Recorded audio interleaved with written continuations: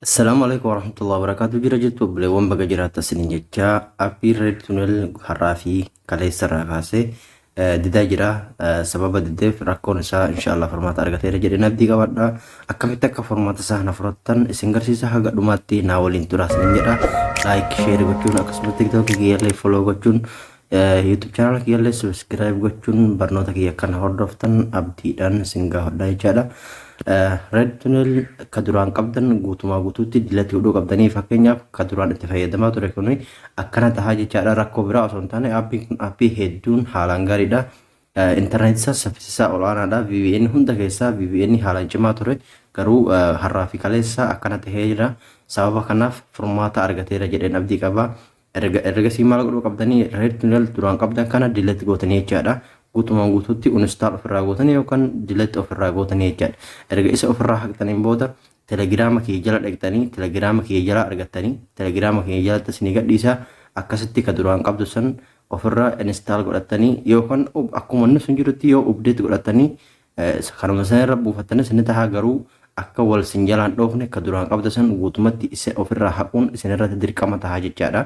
Akka kallattumaa isiniif banamu jechaadha. Kuno erga kaduraa sabbaradheen booda kuno erga kaduraa kan duraa san ifirra haqee buufadheen booda akkatti naaf dalagee amma gaa kunoo wantoonni warroonni moobaayilii zeenii akkasumas jaawwii irrattillee akka ajaa'ibaa dalagaa jira. Zeenii irrattillee firii yookaan kafaltiin alatti dalagaa ture garuu amma yoo irraa kaasanii raatanas ni mala sababa rakkoon kun isaan mudateeni garuu ammaaf zeenii irratti asirratti dalaguu ni mala warri zeenii qabdan asirratti yaalaadha. Akkasumas zeenii gosoota garagaraatiin moobaayilii gosoota garagaraatiin 10 20 15 30 60 zeenii fi moobaayilii irratti warri waan kana fayyadamaa jirtan ammaaf akka ajaa'ibaa dalagaa saniif immoo amma sistema ajaa'iba gabbaasee 4G fi 5G illee waliin dalagsiisa jechaadha. Fakkeenyaaf tokkoffaa irratti cuqaasiin garsiisa ergasiin ni dalagsiisa jechaadha. Okay jedhani tokkoffaa fi lammaffaa kanarratti illee ni dalagaa jechaadha. Hunda irratti hin dalagu.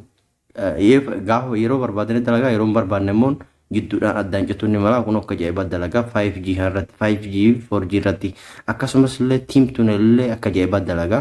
Innis appii dhaabbatan dalagaa jiru. Appiin kun lammaa wal cinaa haalaan itti fayyadamaa jira waan ta'eef kanaaf isiniif qoode akkanatti itti fayyadamaadha. Telegiraama kiyya YouTube channel kiyya jalatti isiniin maxxansa akkasumas gubbaa irrattis illee search yoo gootan as keessa seentanii telegiraama keessa seentanii Adam Wallo jettanii yoo search gootan illee na argachuu dandeessanii jechaadha. Akkasumas fuula TikTok kiyya irratti jala yoo seentanii TikTok kiyya jala erga seentaniin booda linkii jala siniikaa jechaadha. Linkii jala siniikaa linkii san jalatti fuula profaayilii kiyya gara jalaatti illee argachuu dandeessanii jechaadha.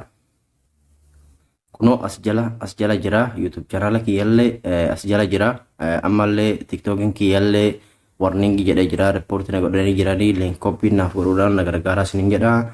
As jalatti argachuu dandeessanii YouTube channel kiyyallee asitti argattanii kiyyaratti waan warningi jedheef hin baasu malee isin biratti yoo seentan garuu kallattiidhuma isiniif baasa.